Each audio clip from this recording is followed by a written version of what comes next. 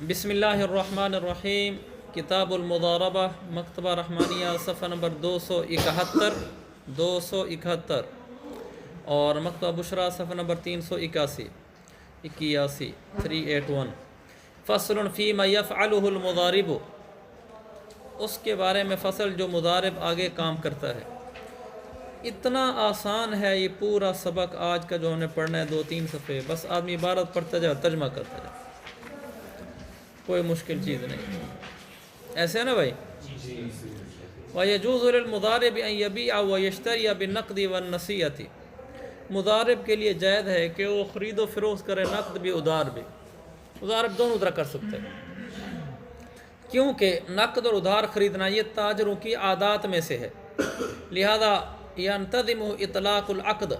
عقد کا مطلق ہونا اس کو شامل ہوگا۔ عقد مطلق یوں تھا کہ رب المال نے یہ نہیں کہا تھا کہ آپ نے صرف نقد ہی خریدنا ہے، اس نے جب مطلق کہا تھا تو پھر نقد ادھار دونوں کو شامل ہوگا، اور نقد ادھار دونوں تاجر کرتے بھی، مگر یہ کہ اذا باع الى اجل لا يبيع التجار الیہ،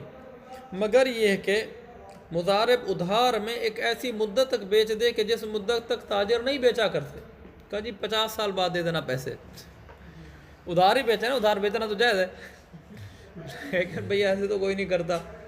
تو یہ جائز نہیں ہوگا۔ لِأَنَّ لَهُ الْأَمْرَ الْعَامَ الْمَعْرُوفَ بَيْنَ النَّاسِ، کیونکہ لہو کی مل جائے گی مضارب کی طرف، کیونکہ مضارب کو صرف وہ امر ملا ہے، وہ اختیار ہے جو عام ہو اور لوگوں کے درمیان معتاد ہو، معروف، اور یہ تو لوگوں کے درمیان معتاد نہیں ہے، اسی وجہ سے لِكَوْنِ الْمَدَارِ عَلَى الْعُرْفِ لکھا ہے، چونکہ عرف پر دار و مدار ہے، اس کو یہ حق حاصل ہوگا کہ وہ سواری کے لیے جانور بھی خرید لے، تجارت کرنی ہے، آنا جانا ہوتا ہے، اس کے لیے اس کو سواری خریدنی پڑ گئی ہے تو یہ خرید سکتا ہے، اور اس کو یہ حق حاصل نہیں ہے کہ وہ سواری کے لیے کشتی خرید لے، کہ بھئی کبھی کبھی دریا کو بھی کراس کرنا ہوتا ہے، جا کے کشتی اپنی خرید کر کھڑی کر دے، ایسا نہیں ہوگا، کیوں؟ اس لیے کہ عرف میں جو ان کے زمانے میں تجارت ہوتی تھی اس میں وہ کوئی گدھا وغیرہ خریدتے تھے تجارت کے لیے، تاکہ سامان کا لے آنا لے جانا، جیسے ہمارے ہاں موٹر سائیکل تو ضروری رکھتے ہیں، خاص طور کچھ بھی آپ تجارت تھوڑی بڑی سطح کی بھی کر لیں، تھوڑی سی بڑی سطح کی بھی، تو موٹر سائیکل پہ آنا جانا، وصولی کرنا، ریکوریاں کرنا، سامان اٹھانا پہنچانا، تو کثرت سے ضرورت ہوتی ہے، تو عرف میں جہاں موٹر سائیکل کی ضرورت ہوتی ہے وہاں خرید سکتا ہے۔ وہ کہتے ہیں ہمارے یہاں عرف میں سواری خریدنا تو ہے لیکن کشتی خریدنا نہیں ہے، لہذا نہیں خریدے گا، اس سے معلوم ہوا کہ عرف کا دار و مدار ہے۔ وَلَهُ أَن يَسْتَقْرِيَهَا، اس کو یہ حق حاصل ہوگا کہ وہ کشتی کو کرایہ پر لے لے سامان منتقل کرنے کے لیے، اعتبار لعادت تجار، تاجروں کے عرف پر قیاس کرتے ہوئے، تاجروں کو عرف کا یہ اعتبار ہوگا، اگر ان کے عرف کے مطابق کشتی بھی خریدتے ہوتے تو یہ بھی خرید سکتا تھا۔ وَلَهُ أَن يَأْذَنَ لِعَبْدِ الْمُضَارَبَةِ فِي التِّجَارَةِ فِي رِوَایَةٍ مَشْهُورَةٍ، اس کا مطلب یہ ہے مضارب مضاربت میں خریدے ہوئے غلام کو معذون فی التجارت بنا سکتا ہے، یہ ترجمہ۔ وَلَهُ أَن يُضَارِبَ فِي التِّجَارَةِ وَلَهُ أَن يَأْذَنَ فِي التِّجَارَةِ لِعَبْدِ الْمُضَارَبَةِ، یوں عبارت کر لو تو آسان ہو جائے گا، کہ وہ غلام مضاربت کو، ان مضاربت میں جو غلام خریدا ہے اس غلام کو آگے پھر معذون فی التجارت بھی کر سکتا ہے، روایت مشہورہ میں، کیونکہ یہ بھی تاجروں کے عرف میں سے ہے، عادات میں سے ہے، اور اگر اس نے نقد کے بدلے بیچا پھر ثمن کو مؤخر کر دیا تو یہ بھی بالاجماع جائز ہے۔ صاحبین کے نزدیک تو اس لیے کہ وکیل تاخیر ثمن عن المشتری کا مالک ہوتا ہے، وکیل بالبیع، تو مضارب درجہ اولا مالک ہوگا، کیونکہ درجہ اولا اس لیے ہوگا کہ یہ تو نفع میں شریک ہے، اور جو وکیل ہے وہ نفع میں شریک نہیں ہوتا، جب وکیل جو نفع میں شریک نہیں ہوتا وہ یہ کر سکتا ہے تو مضارب بھی کر سکتے ہیں، الا مگر ایک بات ہے کہ مضارب ضامن نہیں ہوتا اور وکیل ضامن ہوتا ہے، مضارب ضامن نہیں ہوتا رب المال کے لیے اگر قیمت کو مؤخر کر دے، کیوں؟ لِأَنَّ لِلْمُضَارِبِ أَن يُقَایِّلَ ثُمَّ يَبِيعَ نَصِیحَةً، کیونکہ مضارب کا اختیار حاصل ہوتا ہے کہ وہ پہلے اکالا کر لے پھر اسی کو ادھار بیچ دے،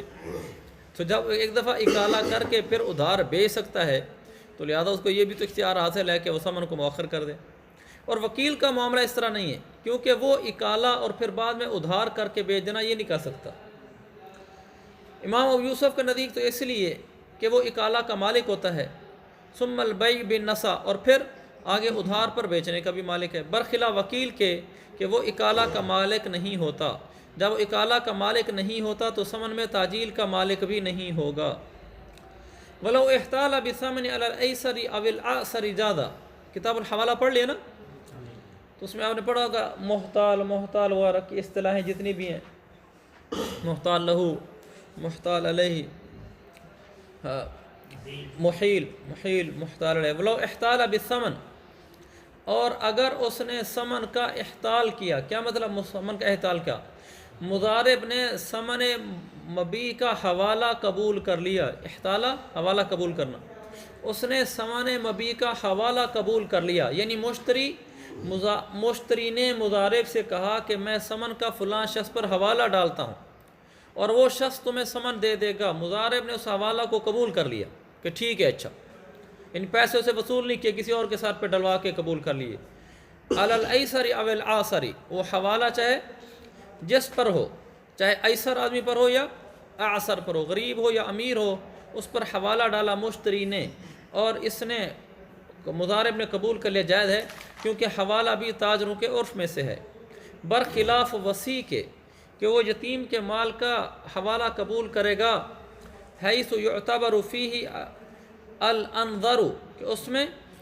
اعتبار کیا جاتا ہے جو بچے کے حق میں زیادہ زیادہ شفقت والا ہو، لأن تصرفہ مقید بشرط نظری، اس لیے کہ وصی کا تصرف شرط نظر کے ساتھ مقید ہوتا ہے،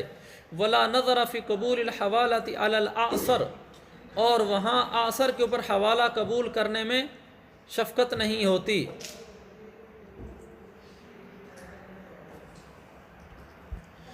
اس مسئلے کو بتانے کا مقصد یہ ہے کہ جو وصی ہوتا ہے وہ صرف ایسر پر حوالہ قبول کر سکتا ہے، اعسر پر نہیں کر سکتا، اس لیے کہ وہاں دار و مدار ہوتا ہے شفقت کے اوپر، اعسر میں شفقت نہیں ہے، اور یہ جو ہے مضارب یہ ایسر اور اعسر دونوں پر کر سکتا ہے کہ یہاں دار و مدار ہے عرف تجار پر، اور عرف تجار دونوں ہے، یہ بتایا آگے۔ والاصل ان ما يفعل المضارب ثلاثة انواع،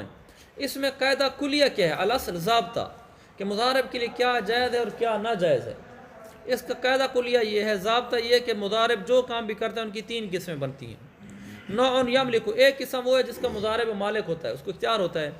نوع یملک بمطلق المضاربتی، ایک نوع وہ ہے جس کا وہ مالک ہوتا ہے مطلق مضاربہ سے، مطلق مضاربہ نیچے لکھا ہوا ہے، من غیر ان یقول رب المال اعمل برائک، ویسے اس نے مطلق مضاربہ جو کی ہے، وَهُوَ مَا يَكُونُ مِن بَابِ الْمُضَارَبَةِ وَطَوَابِهَا وَهُوَ مَا ذَكَرْنَا، تو یہ کون سی قسم ہوگی، اس میں کیا چیزیں آئیں گی؟ یہ وہ ہے جو مضاربت کی قبیل سے ہو اور اس کی توابع کی قبیل سے ہو، جیسے ایدا، ابضاء، اور وہ چیزیں جو ہم نے پیچھے ذکر کی ہیں، ہم نے پیچھے کیا ذکر کی ہیں؟ نقد بیچنا، ادھار بیچنا، عبد مضاربت کو معدوم قرار دینا، ثمن کو مؤخر کرنا اور احتیال کرنا، احتالہ، یہ ساری چیزیں کر سکتا ہے۔ وَمِن جُمْلَتِهِ، اور اس قسم میں سے ایک یہ بھی التوکیل بالبرباء والشراء للحاجۃ الیہ، خریدنے بیچنے کا آگے کسی کو وکیل بنا دینا، تو یہ بھی کر سکتا ہے۔ والارتہان والرہن، رہن رکھنا یعنی رہن اپنے پاس قبول کرنا، والرہن اور رہن رکھوانا یعنی مرتہن بننا اور راہن بننا، لأنہ ایفاء و استیفاء، لف و نشر غیر مرتب ہے،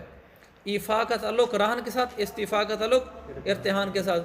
والاجارۃ والاستجار والابداع والایداع والابداع والمسافرۃ علی ما ذکرناہ من قبل، ان ساری چیزوں کا وہ مالک ہوگا۔ دوسری نوع آپ کے اوپر 2 نمبر لکھا ہوا ہے، وَنَوْعٌ لَا يَمْلِكُ بِمُطْلَقِ الْعَقْدِ، ایک نوع وہ ہے جو مطلق عقد سے ان کا مالک نہیں بنتا۔ وَيَمْلِكُ إِذَا قِيلَ لَهُ اعْمَلْ بِرَأْيِكَ، یہ اس وقت مالک ہوتا ہے جب اس کو آگے کہا جائے اعمل برأیک، وَهُوَ، یہ نوع وہ ہے، ما يحتمل ان يلحق به، جو اس کا احتمال رکھتی ہے کہ اس کو بھی نوع اول کے ساتھ ملحق کر دی جائے۔ فیلحق عند وجود الدلالۃ، تو اس کو دلالت کے پائے جانے کے وقت ملحق کر دیا جاتا ہے۔ دلالت کو کیا ہوتی ہے؟ اعمل برائک، یہ قول دلالت کرتا ہے، جب یہ پایا جائے تو پھر ملحق کر دیتے ہیں۔ وذالک اشارۃ الی ما یحتمل ان یلحق به، اس کی طرف اشارہ کر رہے ہیں۔ یہ ملحق والی کون سی قسم ہے؟ جیسے دفع المال مضاربۃ اور شرکتاً الی غیرہ، مال کو مضاربت یا شرکت کے طور پر کسی دوسرے کو دینا۔ وخلط مال مضاربت بمالی و بمالی غیرہ، مال مضاربت کو اپنے مال یا کسی اور مال کے ساتھ ملا لینا۔ لأن رب المال رضی بشرکتہ لا بشرکت غیرہ، اس لیے کہ رب المال اس کی شرکت پر راضی ہوا تھا، اس کے غیر کی شرکت پر راضی نہیں ہوا تھا۔ وَهُوَ أَمْرٌ عَارِضٌ أَيْ زَائِدٌ لَا يَتَوَقَّفُ عَلَيْهِ التِّجَارَةُ فَلَا يَدْخُلُ تَحْتَ مُطْلَقِ الْعَقْدِ، یہ ایک زائد امر ہے کہ جس کے اوپر تجارت موقوف نہیں ہوتی، کیونکہ عرف نہیں ہے تاجروں کیسے، لہذا یہ مطلق عقد کے تحت داخل نہیں ہوں گے۔ وَلَكِنَّ مَا ذُكِرَ جِهَةٌ فِي التَّثْمِيرِ، لیکن جو ہم نے پیچھے بیان کیا ہے یہ مال کو بڑھانے کا ایک طریقہ ہے۔ تثمیر مال بڑھانا، مال بڑھانے کا ایک طریقہ ہے، لہذا اس لحاظ سے یوافقہ کی ضمیر جائے گی ما ذکر من الامور، اور ہو کی عقد مضاربت کی طرف، جو امور مذکور ہوئے یہ عقد مضاربت کے موافق ہیں، اس لحاظ سے فیدخل فیہ، فیدخل کی ضمیر ما ذکر من الامور، فیہ کی عقد مضاربت، لہذا ما ذکر من الامور، امور مذکورہ عقد مضاربت میں داخل ہوں گے دلالت کے پائے جانے کے بعد، اور اس کا قول اعمل برائک اس پر دلالت ہے۔ یعنی ویسے وہ ان چیزوں کا مالک نہیں تھا، کیونکہ وہ چیزیں غیر بن رہی تھی، مالک اس پر راضی نہیں تھا، لیکن دلالت کی وجہ سے وہ داخل ہو گئیں، اور دلالت ہی اعمل برائک۔ تیسری قسم ہے لا یملک لا بمطلق العقد ولا بقول اعمل برائک، پہلی تھی مطلق عقد سے مالک ہو گیا، دوسرا اعمل برائک سے مالک ہوا، تیسرا نہ ہی مطلق عقد سے مالک ہوتا نہ ہی اعمل برائک سے، الا ان ینص علیہ رب المال، مگر یہ کہ رب المال اس کی صراحت کر دے کہ ہاں بھائی یہ کر سکتا ہے۔ وَهُوَ الْإِسْتِدَانَةُ، اور وہ ہے قرضہ لینا، قرض اٹھا کر اپنے کو مقروض کر لینا۔ قرضہ لینا کیا ہوتا ہے؟ استدانہ کیا چیز ہے؟ وَهُوَ أَن يَشْتَرِيَ بِالدَّرَاهِمِ وَالدَّنَانِيرِ بَعْدَمَا اشْتَرَى بِرَأْسِ الْمَالِ السِّلْعَةَ، وہ یہ کہ أَن يَشْتَرِيَ بِالدَّرَاهِمِ وَالدَّنَانِيرِ، کہ وہ دراہم و دنانیر کے عوض کوئی چیز خریدے بعد اس کے کہ راس المال سے وہ سامان خرید چکا ہے۔ راس المال سے سامان خرید لیا، راس المال ہو گیا ختم، اب درہم و دینار کے بدلے میں چیزیں خرید رہے، یعنی کیا کہہ رہے ہیں کہ آپ کو درہم و دینار بعد میں دے دوں گا، مراد یہ ہے کہ قرضے کے بدلے میں کوئی چیز خریدے، تو اس کو استدانہ کہتے ہیں۔ وما اشبہ ذالک، اور دوسرا جو بھی اس کے مشابہ ہو، جو اس کے مشابہ ہو وہ کیا ہو سکتا ہے؟ اس کی یہ ہے جیسے راس المال دراہم اور مضارب گندم کے عوض کوئی چیز کوئی مبیع خرید لے، تو یہ گندم بھی مضارب پر قرض ہو کر استدانہ کے ضمن میں آئے گی، لہذا یہ بھی درست نہیں ہے۔ جیسا کہ بنایا میں بھی لکھا ہوا یہ بات جو میں نے ابھی عرض کی ہے، ما اشبہ ذالک کی تشریح، اور حاشی نمبر 1 میں بھی ہے۔ لأنہ ضمیر شان ہے، بنایا میں لکھا ہے لأنہ یصیر المال زائدا علی ما انعقد علیہ المضاربۃ فلا یرضی بہ، کیونکہ اب مال مضاربت زائد ہو جائے گا اس چیز پر جس چیز پر عقد مضاربت واقع ہوا تھا۔ ما انعقد علیہ سے مراد مال ہے، وہ مال جس پر مضاربت منعقد ہوئی تھی یہ اس سے مال مضاربت زائد ہو جائے گا۔ فلا یرضی بہ، رب المال اس زائد پر راضی نہیں ہے۔ ولا یشغل ذمتہ بالدین، اور رب المال اس زائد پر راضی نہیں ہے، اور رب المال اپنے ذمہ کو دین سے مشغول نہیں کرنا چاہتا، وہ یہ نہیں چاہتا کہ میرے اوپر قرضے چڑھ جائیں۔ وَلَوْ أَذِنَ لَهُ رَبُّ الْمَالِ بِالْإِسْتِدَانَةِ، اگر رب المال نے اس کو استدانہ کی اجازت دے دی، سَارَ الْمُشْتَرَى بَيْنَهُمَا نِصْفَيْنِ بِمَنْزِلَةِ شِرْكَةِ الْوُجُوهِ، تو اب خریدی ہوئی چیز رب المال اور مضارب کے درمیان آدھی آدھی ہو جائے گی، جیسے شرکت وجوہ میں ہوتا ہے، یہ مضاربت کے طور پر نہیں، شرکت وجوہ کے طور پر۔ شرکت وجوہ میں کیا ہوتا ہے کہ دو آدمی جاتے ہیں، جا کر کوئی چیز خریدتے ہیں اپنی وجہ کی بنیاد پر، اپنی وجاہت کی بنیاد پر، کہ شہر میں ان کا اعتماد ہے، ان کی ایک وجاہت ہے، اعتماد ہے کہ یار یہ لوگ پیسے کھاتے نہیں ہیں، یہ جا کر چیز ادھاری لے لیتے ہیں، اس کو جا کر بیچتے ہیں، اور پھر اس میں سے جو نفع آتا ہے وہ تقسیم کرتے ہیں، جس سے چیز اٹھائی تھی اس کے پیسے بھی ادا کر دیتے ہیں، تو اس کو کہتے ہیں شرکت وجاہت، کہ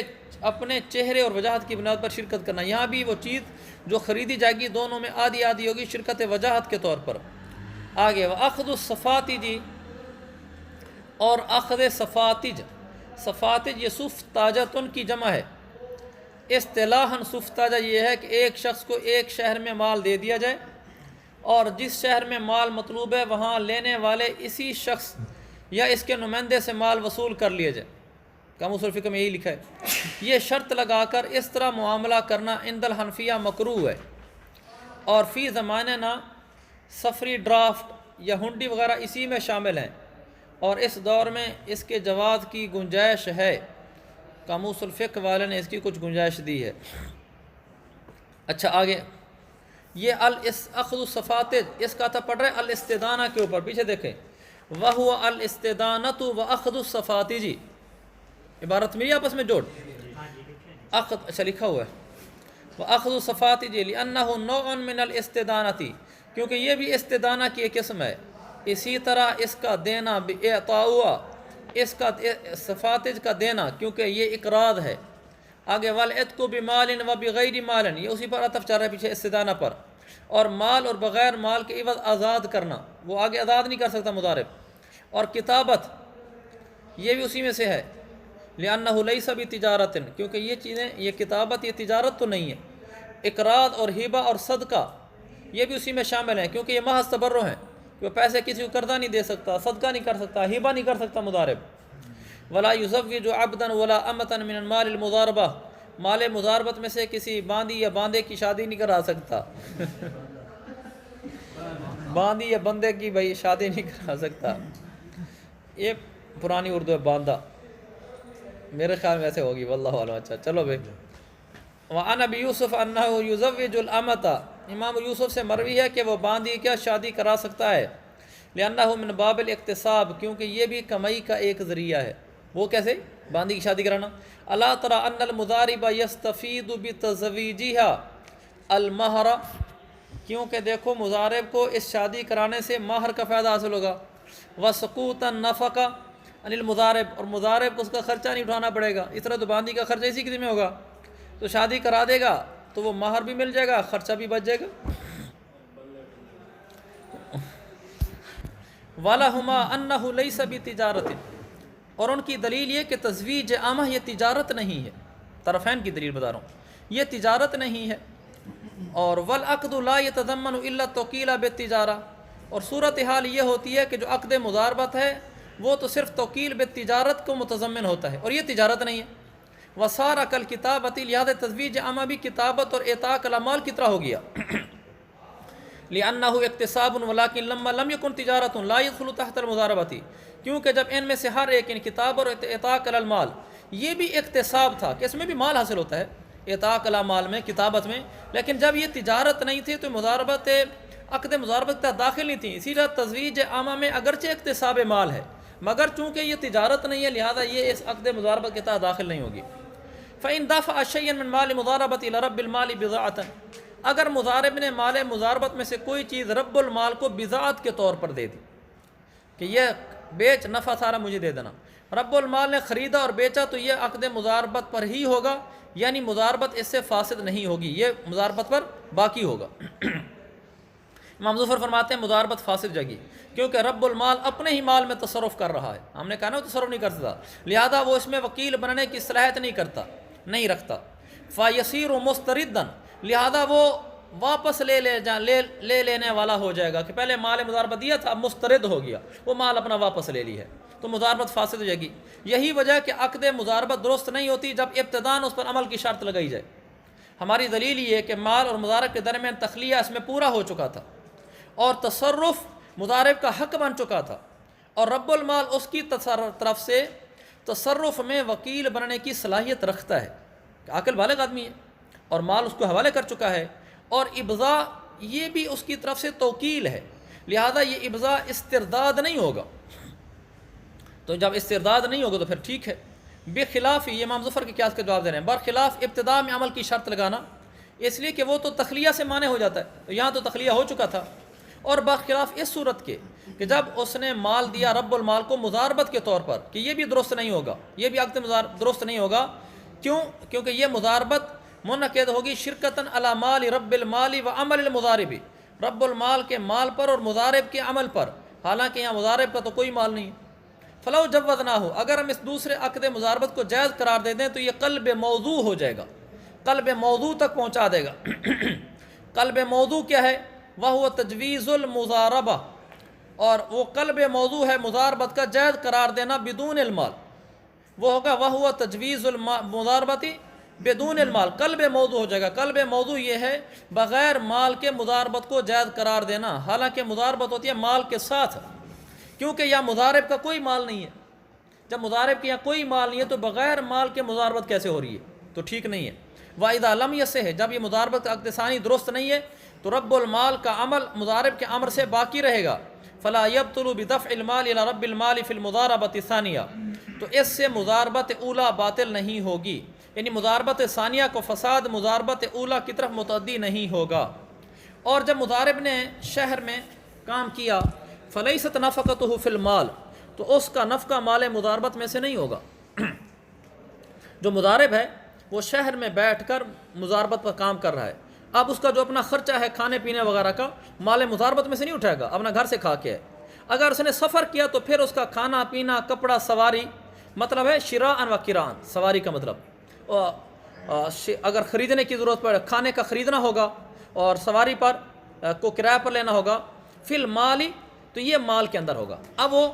کھانا خرید سکتا ہے، سواری کا کرایہ دے سکتا ہے اس مال میں سے. وجہ فرق یہ کون سے وجہ فرق کہ اپنے علاقے میں تو نہیں پیسے اٹھا سکتا، سفر میں پیسے اٹھا سکتا ہے. ان نفقۃ تجب بازاء الاحتباس، یہ قاعدہ کلیہ ہے کہ نفقہ واجب ہوا کرتا ہے اپنے آپ کو محبوس کرنے کے بدلے میں، کہ جب کوئی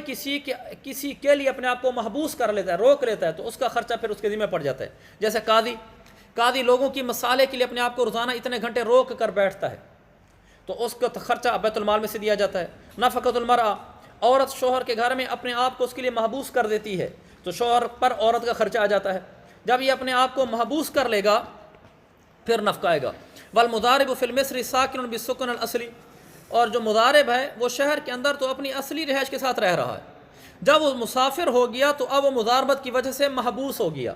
لہذا وہ نفقے کا اس مال میں مستحق ہوگا. اور یہ حکم برخلاف اجیر کے ہے، کیونکہ وہ بدل کا مستحق ہوتا ہے لا محالہ بہر صورت، کیونکہ لکونی یعمل ببدل، وہ بدلے کے عوض میں کام کر رہا ہے، لہذا بدل اس کے لیے لا محالہ، بدل اس کے لیے واجب ہوگا مطلقاً. فلا یتضرر بالانفاق، لہذا وہ جو اجیر ہے وہ انفاق سے اس کو نقصان نہیں ہوگا، من مالی، اپنے مال میں سے خرچ کرنے سے. اما مضارب فلیس له الا ربح، مضارب کو تو ملتا ہی صرف نفع ہے، اور نفع بھی فی حیز تردد کی قبیل سے ہے کہ ہو سکتا ہے ملے اور ہو سکتا ہے نہ ملے. فلو انفق من مالی یتضرر بھی، اگر وہ اپنی جیب سے خرچ کرے گا تو اس کو تو نقصان ہوگا. اور برخلاف مضاربت کے کہ فلان وہاں نفقہ نہیں ہوتا، برخلاف مضاربت فاسدہ کے کہ وہاں سفر بھی کرے تو نفقہ نہیں ہوتا کیونکہ وہ پھر اجیر بن جاتا ہے، اور برخلاف بذات کے کیونکہ وہ متبرع ہوتا ہے. آسان ہے یہ باتیں. اگر اس کے ولو باقی شیء فی یدہ بعد ما قدم مصرہ، اگر اس نے وہاں جا کر کھانے پینے کی کوئی چیز خرید لی، کچھ اس نے وہاں جا کر مثلا یہ مونگ پھلیاں کیوں لے لی، چلو یہ چنے لے لیے، میں یہ سفر میں کھاتا رہوں گا، چنے لے لیے اور ساتھ کو ریوڑی لے لی، بھئی یہ کھا لیتا ہوں، اور یہ چیز اس کے پاس غلے میں سے، اناج میں سے، کھانے میں سے بچ گئی، شہر میں آنے کے بعد بھی آ کر پھر اس کو مضاربت میں لوٹا دے گا، یہ پھر مال مضاربت بن جائے گا. کیونکہ لانتہاء الاستحقاق، اس کو جو استحقاق تھا نا چیزوں کے خریدنے کا، وہ سفر تھا، وہ سفر کا استحقاق ختم ہو گیا تو اب وہ چیز اس کے لیے درست نہیں رہی. اور اگر اس کا باہر نکلنا دون سفری، مسافت سفر سے کم ہو تو پھر کیا حکم آگا؟ مثلا کون سے سفر میں پیسے اٹھا سکتا ہے؟ تھوڑے سے سفر پہ باہر نکلا ہے، یہاں سے تلمبا سے میاں چنو گیا جو 20 کلومیٹر ہے، تو پھر کیا حکم ہوگا؟ اگر اس کا نکلنا مسافت سفر سے کم ہو، 3 دن سے کم ہے، اگر اس طرح سے ہے کہ وہ صبح جائے پھر شام کو واپس آ جائے، فَيَبِيتُ بِأَهْلِ، اور گھر آ کر اپنی رات گزارے، فَهُوَ بِمَنْزِلَةِ السُّوقِ فِي الْمِصْرِ، تو وہ ایسے ہے جیسے شہر میں رہنے کے شہر میں اندر بازار والا آدمی، جو آدمی شہر کے اندر بازار میں بیٹھ کر تجارت کر رہا ہوتا ہے وہ گھر سے روٹی کھانے جاتا ہے نا، تو یہ بھی اپنے گھر سے روٹی کھائے گا. وَإِنْ كَانَ بَحِيثُ لَا يَبِيتُ بِأَهْلِهِ، اگر وہ سفر اس طریقے سے ہے کہ رات گھر میں آ کر نہیں گزار سکتا، رات اس کو باہر پڑتی ہے، تو پھر مال مضاربت میں اس کا نفقہ ہوگا، اس لیے کہ اس کا مضاربت کے لیے، اس کا نکلنا مضاربت کے لیے ہے. اور یہ جو نفقہ ہے، اب یہ وہ نفقہ جو ہے نا اس کی تفسیر کر رہے ہیں کہ کون سا نفقہ ہوگا. النفقہ ہی ما یصرف الی الحاجۃ الراتبہ، حاجت راتبہ جو آدمی کی دائمی ضرورت ہو جس کے بغیر گزارا نہ ہو، نفقہ سے وہ مراد ہوگا. نفقہ وہ ہے جو ضروری دائمی انسان کی دائمی ضرورت میں خرچ کیا جائے، اور وہ ہم نے پیچھے بیان کر دیا ہے، یعنی کھانا پینا اور کپڑا اور سواری، یہ ان چیزوں میں نفقہ کرے گا، یعنی کہ وہاں جا کے اپنے چونچلے پورے کرنے شروع کر دے، کوئی جی خرچہ کر رہا ہوں مسافر ہوں. وَمِن جُمْلَةِ ذَلِكَ، ان تمام اشیاء میں سے غسل ثيابه، کپڑوں کا دھلوانا، اجرت اجیرن یخدمہ، ایک ایسا ملازم جو اس کے لیے کھانا شانا پکائے گا، اس کی اجرت جو وہاں اپنے سفر میں اس نے ساتھ رکھا ہوا ہے. اور وعلف دابۃ یرکبھا، جو سواری پہ سوار ہے اس کا چارہ، ہمارے زمانے میں پیٹرول. والدہن فی موضع یحتاج الیہ عادۃ کالحجاز، اور اس جگہ میں تیل کا خرچہ جہاں عام طور پر تیل کی ضرورت ہوتی ہے، جیسے حجاز کی سرزمین وہ خشک ہے، وہاں تیل لگائے بغیر آدمی صحیح حالت میں نہیں رہ سکتا، خشکی ہو جاتی ہے، وہاں تیل بھی ضرورت ہوگی نا۔ انما یطلق فی جمیع ذلک بالمعروف، ان سب چیزوں کی اجازت دی جائے گی ان سب میں بالمعروف، معروف طریقے کے مطابق، یعنی کہ جو وہاں عام طور پر لوگ خرچہ کر رہے ہیں یہ بھی ویسے کرے گا، وہاں جا کر پی سی ہوٹل میں رہنا شروع کر دے کہ کھانا کھانے کی مجھے اجازت تھی ایسا، حتیٰ یضمن الفضل ان جاوزہ، اگر معروف طریقے سے تجاوز کر گیا تو زید کا یہ ضامن ہوگا، اعتبارا للمتعارف فیما بین التجار، اس کا قیاس کریں گے اس پر جو تاجروں کے درمیان معروف ہے، کہ ایسا تاجر اگر لاہور چلا جاتا ہے وہاں اپنی شاپنگ کے لیے تو کیسے کھانے کھاتے ہیں، تو اس کو بھی ویسے ہی ملے گا۔ اما الدواء ففی مالہ، اور جو علاج کا خرچہ ہے وہ اس کے اپنے مال میں ہوگا، ظاہر و روایت یہی ہے۔ امام ابو حنیفہ سے یہ کہ نہیں، دوا کی جو ثمن ہے وہ بھی نفقہ میں داخل ہوگی، لأنہ لإصلاح بدنہ، کیونکہ یہ بھی تو اس کے بدن کی اصلاح اور درستگی کے لیے ہے، اور وہ ولا یتمکن من التجارۃ الا بہ کا مرجع جائے گا اصلاح بدن، اور اصلاح بدن کے ساتھ ہی اس کو تجارت پر قدرت حاصل ہوگی، بدن ٹھیک نہیں ہوگا تجارت کیسے کرے گا، لہذا یہ بھی نفقہ کی طرح ہو گیا، اور ظاہر و روایت میں تھا کہ اس کے اپنے مال میں ہوگا۔ اس کی وجہ یہ ہے کہ ان الحاجۃ الی النفقۃ معلومۃ الوقوع، کہ جو نفقہ کی ضرورت ہے اس تو معلومۃ الوقوع ہے، اس کو تو پتہ ہے کہ یہ ہوگا، یعنی اس کا وقوع یقینی اور لازمی ہے، معلومۃ الوقوع۔ اور دوا کی طرف جو نا وہ عارض مرض کی طرف ہے، اس کا وقوع یقینی نہیں، کہ یقینی نہیں کہ بیماری ہوگی اور دوائی لینی پڑے گی، لہذا اسی وجہ سے جو عورت کا نفقہ ہے وہ شوہر پر ہوتا ہے، اور اس کی جو دوائی ہوتی ہے وہ عورت کے اپنے مال میں ہوتی ہے، تو یہاں بھی ایسی فرق کیا جائے گا۔